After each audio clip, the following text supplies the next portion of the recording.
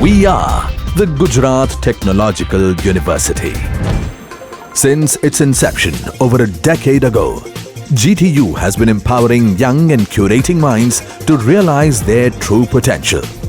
Over 4 lakh inspired students are enrolled with one of the premier academic universities in India. With more than 450 affiliated colleges in its fold operating across 5 zones of the state, GTU, the International Innovative University, your place to move forward.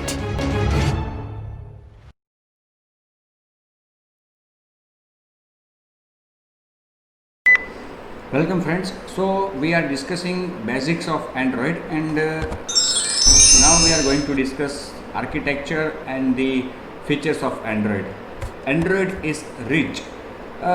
How can we say that Android is rich? It is not in terms of money or monetary.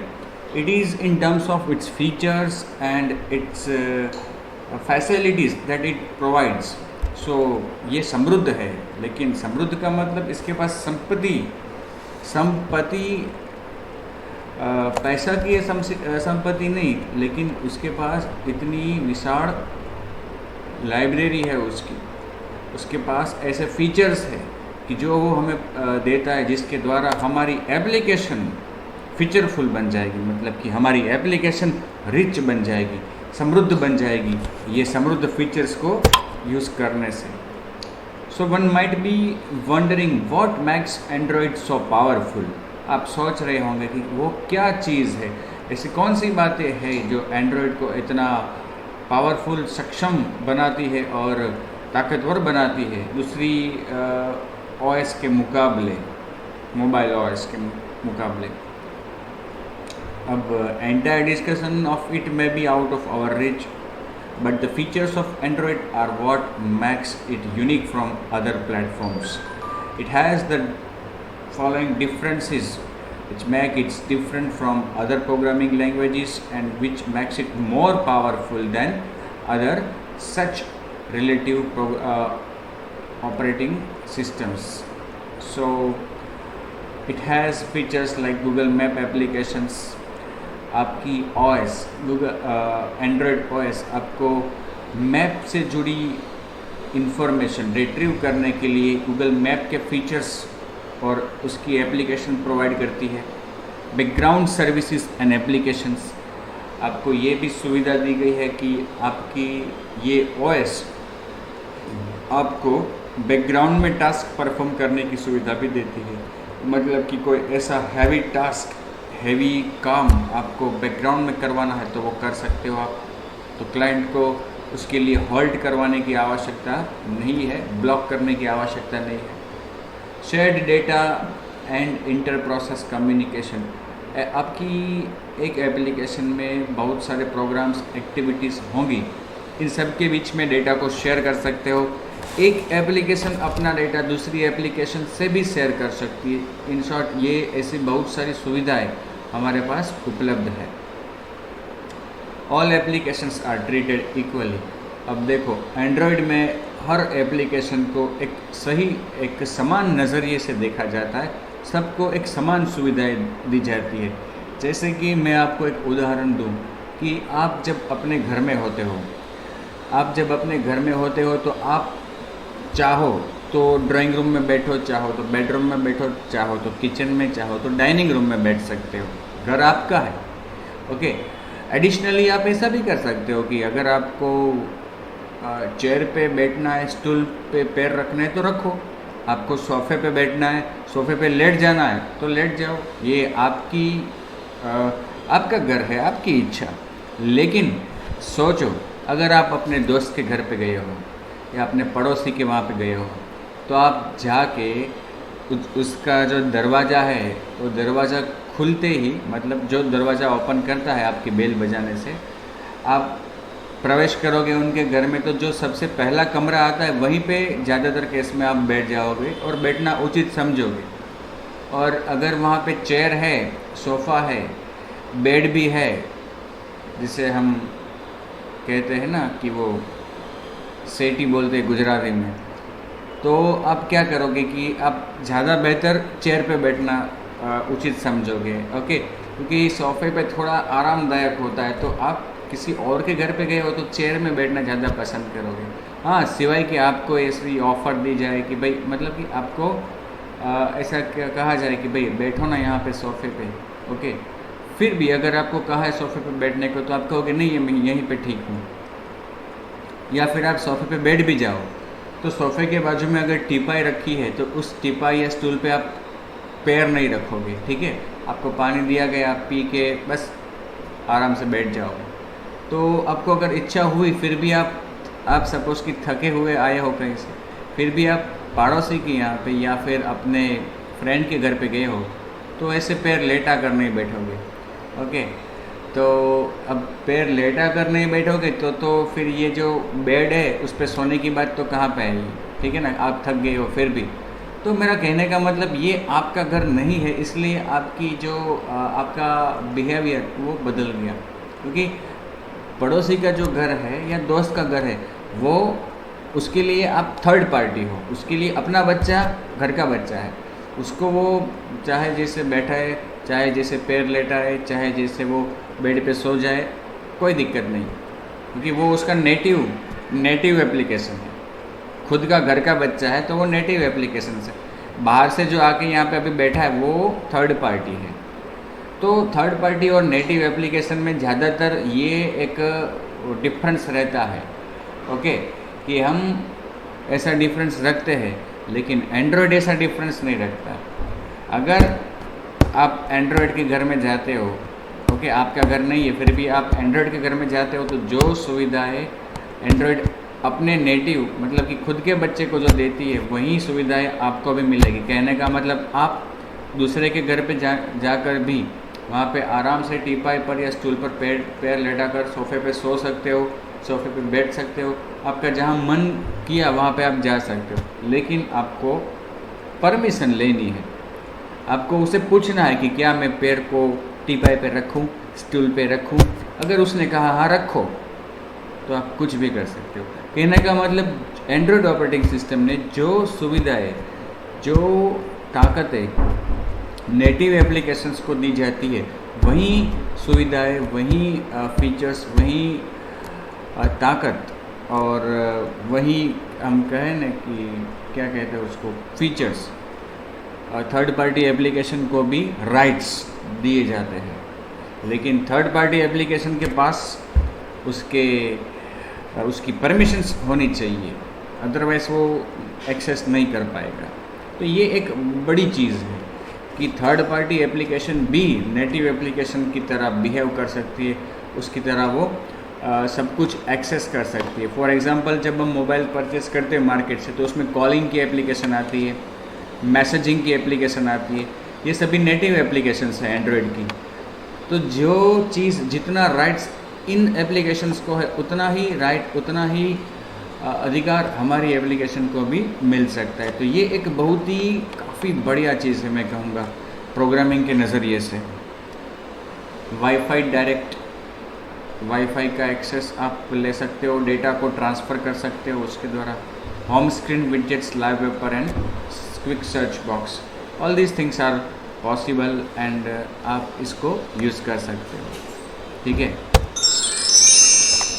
Okay. अब है एक important चीज़ और important discussion, और वो है Android software stack का। मतलब कि एंड्रॉयड सॉफ्टवेयर स्टैक अंदर क्या है, उसमें एंड्रॉयड ऑपरेटिंग सिस्टम में अंदर क्या है और वो किस तरह से सब कुछ मैनेज करती है, उसकी खुद की एप्लीकेशंस को, हमारी एप्लीकेशंस को, उसके खुद के जो रिसोर्सेज है उसको, how it is managing all this thing. हमारी एप्लीकेशन जब रन होती है तो कहाँ रन होती है, कौन रन करता है उसको, किसके कंट्रोल में होती है, ये सभी चीज़ें हम यहाँ पे इस टॉपिक में डिस्कस करेंगे, एंड्रॉयड सॉफ्टवेयर स्टैक में। What is this Android software stack? It is a Linux kernel and collection of C, C++ core libraries exposed through an application framework that provides services for and management of the runtime and applications. तो Android software stack है क्या? तो वो एक Linux, आपने नाम सुना होगा लाइनक्स ऑपरेटिंग सिस्टम का। लाइनक्स बेस्ड कर्नल पे काम करता है। कर्नल मतलब कि ऑपरेटिंग सिस्टम, कोई भी ऑपरेटिंग सिस्टम आप ले लो, it is a very large program, very large software, system software. तो हर ऑपरेटिंग सिस्टम में कुछ ऐसे पार्ट्स, कुछ ऐसा कोड होता है, कुछ ऐसे फंक्शंस कहे हम होते हैं कि जो उसका मेन पार्ट, जैसे कि हमारी पूरी बॉडी का कंट्रोलिंग हमारे माइंड में से होता है। Heart is also an essential organ of the body, brain is also an essential part of the body.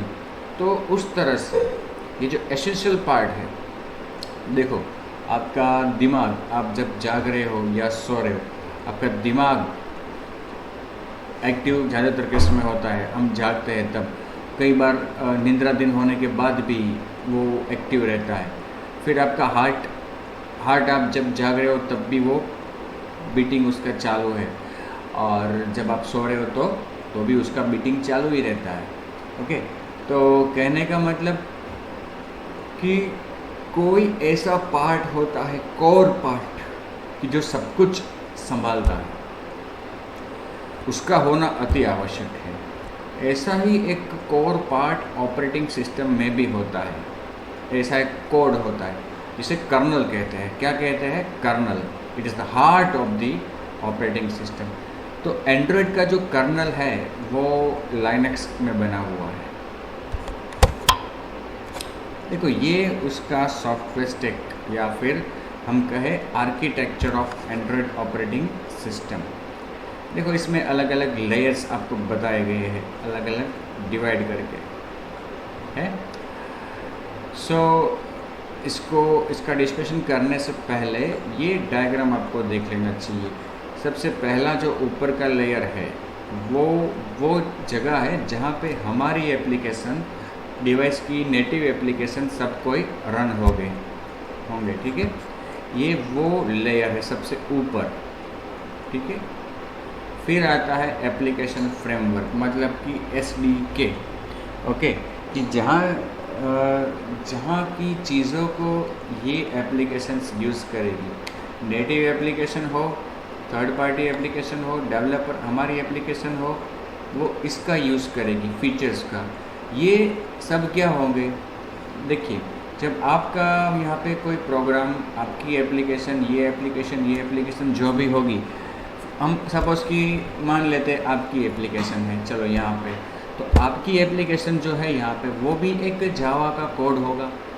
Okay, वो जावा का कोड जो होगा आपका, उसमें आपने बहुत सी चीज़ें इनबिल्ट यूज़ की होगी। ओके, जैसे कि लाइब्रेरी की चीज़ें, जैसे कि सी लैंग्वेज की बात करें तो हम प्रिंट एफ स्कैनएफ यूज़ करते हैं, तो वो लिखा है हमारे कोड में, लेकिन बना किसी और जगह पे है, हम उसको यूज़ कर रहे हैं। तो यहाँ पे भी अपने इस कोड में बहुत सी चीज़ें हमने इस पूरे फ्रेमवर्क से कहीं से भी यूज़ की होगी। ओके, फिर ये जो फ्रेमवर्क है वो भी पूरा जावा में लिखा हुआ होगा। ये सब हमें मिलेगा पैकेजेस के द्वारा। ये हमें कैसे मिलेगा? पैकेजेस के द्वारा। ये जो पैकेजेस है उन्होंने इंटरनली इन लाइब्रेरीज़ का यूज़ किया होगा। तो इनडायरेक्टली हम ऐसा कह सकते हैं कि indirectly our application is using library via this framework. Okay, और ये जो फ्रेमवर्क है वो कहाँ पे होगा? एंड्रॉयड रन टाइम पे। ओके, वहाँ पे ये लाइब्रेरीज़, और दूसरा एक चीज़ वहाँ पे क्या होगा? Virtual machine. जैसे जावा में JVM होता है कि जो हमारे प्रोग्राम को कंट्रोल करता है और उसको रन करता है, उसी तरह एंड्रॉयड में क्या होता है? DVM, dynamic virtual machine. वो आपके प्रोग्राम को कंट्रोल करता है और रन भी करता है। और सबसे नीचे लो लेवल में होता है कर्नल। उसकी मेन रिस्पॉन्सिबिलिटीज़ सब कुछ करना, power management, process management, memory management, hardware drivers etcetera, सब कुछ संभालता कौन है? कर्नल। मतलब कि ऊपर की जितनी भी चीज़ें हैं उन सब को मैनेज कौन करता है? Colonel. So the components of this software stack of Android operating system, जैसे कि लो लेवल में देखा हमने, kernel, Linux kernel provides an abstraction between hardware and everything else. Core services are handled by this kernel. जो core services होती है वो ये kernel handle करता है. Libraries, various C++ core libraries for different tasks such as media playback, graphics, database support, etc. Libraries होती है जिसमें core functionality के लिए फीचर्स सब अवेलेबल, सब चीज़ें रहती हैं. Android runtime powers our application and contains the virtual machine and core Java library. Runtime जो है वो आपकी एप्लीकेशन को पावर प्रोवाइड करता है, मतलब कि वो स्ट्रॉन्गनेस प्रोवाइड करता है कि जिससे वो रन हो, और उसके अंदर वर्चुअल मशीन भी अवेलेबल होता है और core library. Application framework, it provides the classes and interfaces to create Android applications. Also provide a generic abstraction for hardware access and manage the user interface and application resources. तो ये जो application framework है जो हमने देखा application layer के बराबर नीचे था, उसमें ऐसे क्लासेस और इंटरफेस अवेलेबल है कि जिसके द्वारा हम अपनी एप्लीकेशन को क्रिएट कर सकते हैं, बिल्ड कर सकते हैं. ओके, इनके अलावा तो डायरेक्टली हमें लो लेवल का कोडिंग लिखना पड़ सकता है इनकी गैर मौजूदगी में. Application layer, it runs within the Android run time using the classes and services made available from the application framework. All applications native and third party are built on the application layer by means of same API libraries. देखिए application layer में क्या बताया गया कि ये Android run time में run होता है और ये यूज़ करता है एप्लीकेशन फ्रेमवर्क में दिए गए क्लासेस और इंटरफेस का ये यूज़ करता है, जो मैंने आपको बताया कि ये टॉप लेवल पे है, और यूज़ किसका करेगा, एप्लीकेशन फ्रेमवर्क का. All applications whether it is native application, third party application और developer application are using the same library for same purposes. Okay, तो ये था आपका एंड्रॉयड सॉफ्टवेयर स्टैक. बहुत बार एग्ज़ाम में पूछा जाता है ये, write short note on Android architecture और या एंड्रॉयड एप्लीकेशन फ्रेमवर्क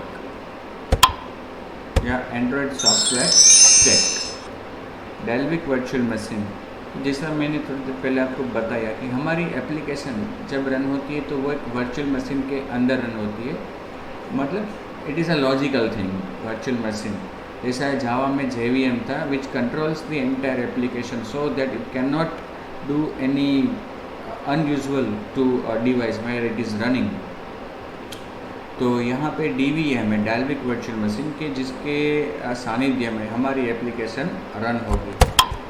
बट ये आपको एक बात बता दूँ कि इसका नाम DVM और वो जो जावा वाला JVM, दोनों के बीच में कोई भी प्रकार का रिलेशन नहीं है. ना ही ये DVM JVM का कोई छोटा वर्जन या कोई उसका नया रिलीज, ऐसा कुछ भी नहीं है. केवल और केवल दोनों के नाम में VM आता है फॉर वर्चुअल मशीन और कुछ नहीं.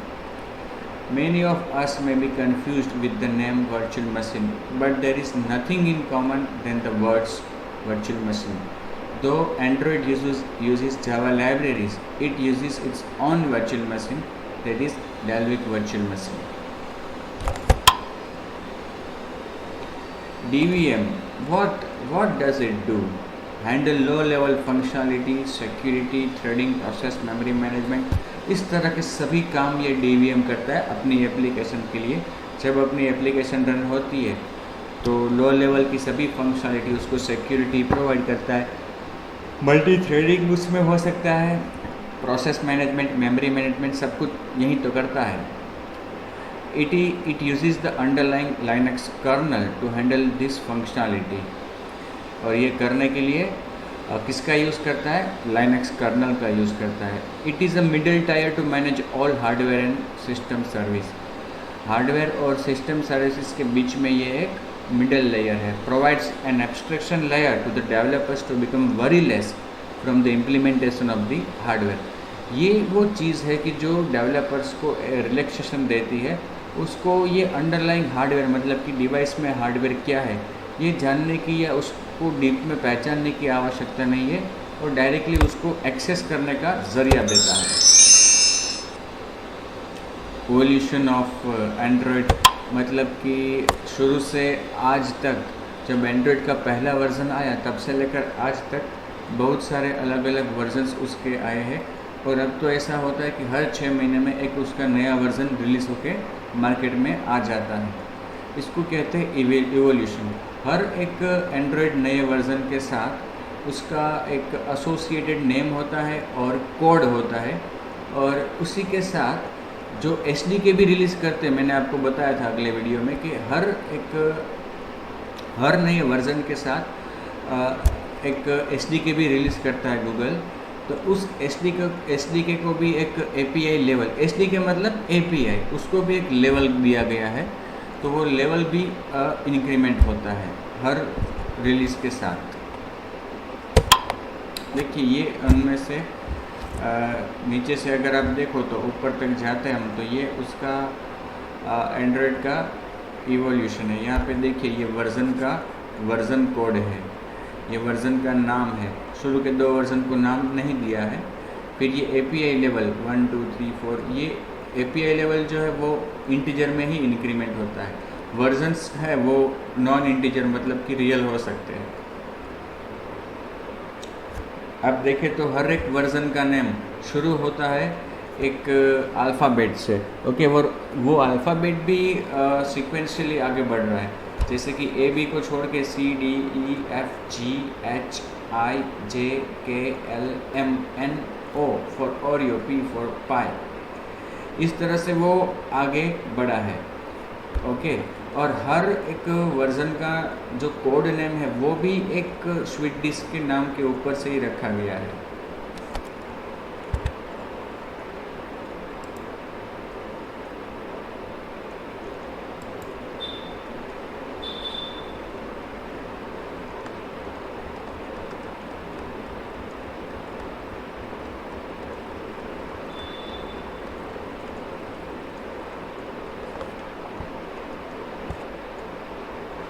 देखिए ये उनकी तारीख भी है, कब कौन सा वर्ज़न रिलीज़ हुआ।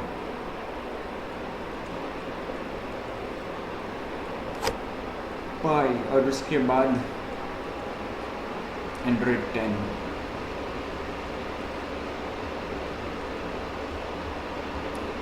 ये सभी अलग अलग उसके वर्जन्स हैं।